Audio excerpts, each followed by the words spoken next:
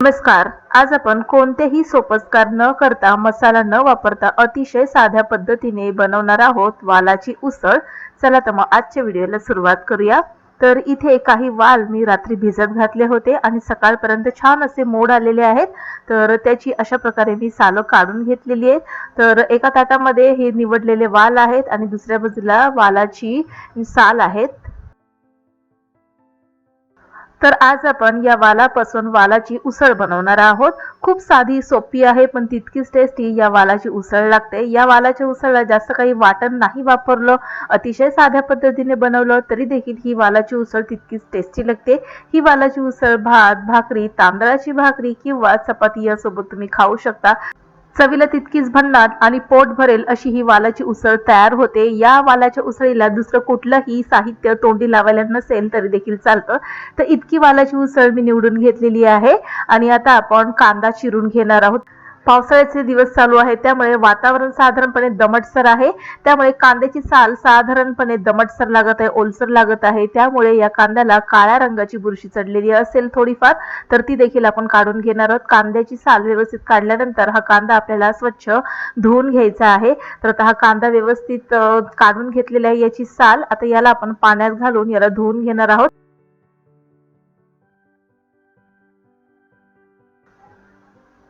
आता ही वालाची उसळ बनवण्यासाठी आपल्याला काही साहित्य लागणार आहे. कांदा स्वच्छ धुवून घेतलेला आहे, एक टोमॅटो घेतलेला आहे, कढीपत्त्याची पानं घेतलेली आहेत. कांदा आणि टोमॅटो स्वच्छ धुवून घेतल्यानंतर कांदा आणि टोमॅटो आपल्याला चॉपरमध्ये व्यवस्थित बारीक चिरून घ्यायचा आहे. तर आता अशा प्रकारे कांदा टोमॅटो धुवून झालेला आहे. याचे आपण तुकडे करून चॉपरमध्ये घालून घेणार आहोत.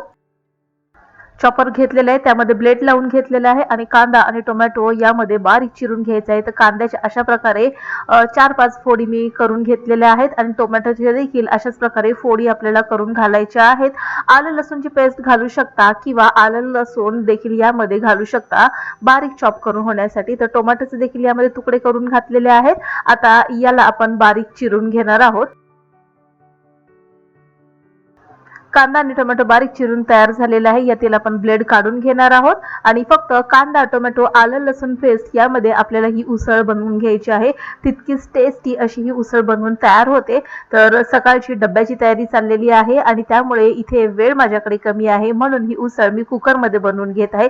अगदी 5 ते 7 मिनिटांमध्ये ही उसळ बनवून तयार होते. हीच उसळ जर आपण कढईमध्ये बनवायला ठेवली तर वाल पटकन शिजत नाही, त्यामुळे 10 ते 15 मिनिटाचा इतका वेळ लागतो. तर आता या कुकरमध्ये मी 3 चमचे तेल घालून घेतलेले.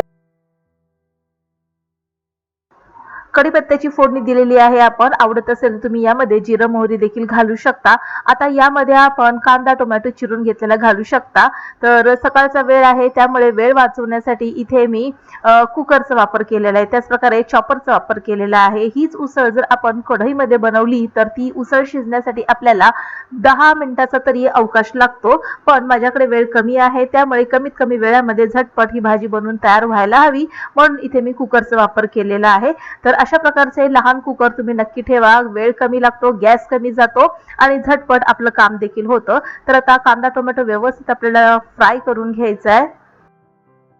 कांदा टोमॅटो व्यवस्थित फ्राय होत आहेत. यामध्ये आता आपण चिमूटभर हिंग घालून घेणार आहोत. पचण्यासाठी हिंग खूप महत्त्वाची भूमिका बजावतो. तर आता यामध्ये हिंग घालून घेतलेले. पुन्हा एकदा याला व्यवस्थित परतून घेऊया.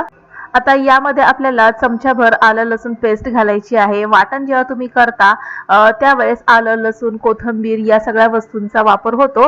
आता आपण बिना वाटणाची ही वालाची उसळ बनवत आहोत, त्यामुळे इथे मी जवळपास चमचाभर इतकं आलं लसूण पेस्ट घालत आहे. कुठल्याही या कडधान्याच्या भाजीमध्ये आलं लसूण पेस्ट आवर्जून घाला, खूप छान अशी ही चव येते. तर चमचाभर आलं लसूण पेस्ट घालून घेतलेली. पुन्हा याला आपल्याला व्यवस्थित परतून घ्यायचं. कांदा टोमॅटो आलं लसूण पेस्ट व्यवस्थित परतून तयार झालेली आहे. यामध्ये आता आपण निवडून घेतलेले वाल घालून घ्यायचे आहेत. तर जवळपास 2 ते 3 माणसासाठी आपण ही वालाची उसळ बनवून घेणार आहोत. तर आता हे व्यवस्थित फ्राय झालेले. यामध्ये आता आपण निवडून ठेवलेले वाल घालून घेऊया. तर आता सगळेच वाल यामध्ये मी घालून घेणार आहे आणि मगच आपल्याला यामध्ये आपल्या आवडीचे मसाले घालून घ्यायचे आहेत. तर सगळे वाल यामध्ये घातल्यानंतर यामध्ये आपल्या घरामध्ये जो मसाला उपलब्ध आहे तो मसाला आपण यामध्ये घालू शकता.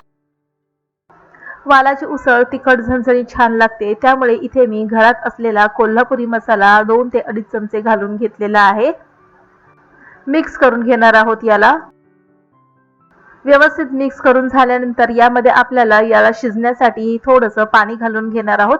आता ही वालाची उसळ तुम्ही सुकी देखील करू शकता। सुकी करण्यासाठी यामध्ये अर्धा कप इतकं पाणी पुरेसं होईल, पण मला यामध्ये साधारणपणे रस्सा हवा आहे, त्यामुळे इथे मी अर्धा ग्लास इतकं पाणी घालून घेणार आहे आणि यामध्येच आपल्याला ही वालाची उसळ बनवून घ्यायची आहे। खूप साध्या सोप्या पद्धतीने ही वालाची उसळ बनवून घेतलेली आहे। तर यामध्ये तुम्हाला आवडत असेल तर बटाटा जर तुम्ही घातला तर अतिशय चविष्ट ही वालाची उसळ तयार होते। थोडंसं चवीनुसार यामध्ये मीठ घालून घ्यायचं आहे आणि कुकरला झाकण लावून जवळपास 1 ते 2 शिट्या करून घ्यायच्या। 2 शिट्यांमध्ये खूप छान असे हे वाल शिजून तयार होतात। तर आता झाकण लावूया, शिटी लावून घ्या। आता काही कडधान्य जी आहे ती साध्या पद्धतीने जर बनवली तर ती चविष्ट अशी लागतात, तर यामुळे मी यामध्ये जास्त गरम मसाल्याचा वापर केलेला नाही। साधा अशा पद्धतीने ही जर उसळ बनवली तर खूप चविष्ट अशी लागते, कारण की आपल्या घरगुती मसाल्यामध्ये गरम मसाल्याचं प्रमाण असतं, त्यामुळे एक्स्ट्राचा गरम मसाला घालण्याची गरज इथे पडत नाही। अशाच प्रकारे साध्या पद्धतीने जर तुम्ही उसळ केली ही तर खूप चविष्ट अशी तयार होते। तर 2 शिट्या झालेल्या आहेत, गॅस बंद केला होता। तर आता बघा याला आता ही तयार झालेली आहे उसळ। तर आता याला आपण एका सर्विंग बाउल मध्ये काढून घेणार आहोत। ही उसळ तांदळाच्या भाकरीबरोबर अतिशय चविष्ट लागते। कोणतीही भाकरी असू द्या, चपाती असू द्या, भातासोबत देखील चविष्ट लागते। तर आजचा व्हिडिओ तुम्हाला आवडला असेल तर लाईक करा, शेअर करा, सबस्क्राईब करून बेल आयकॉन प्रेस करा। पुन्हा भेटूया नवीन एका इंटरेस्टिंग रेसिपी सहित। तोपर्यंत बाय।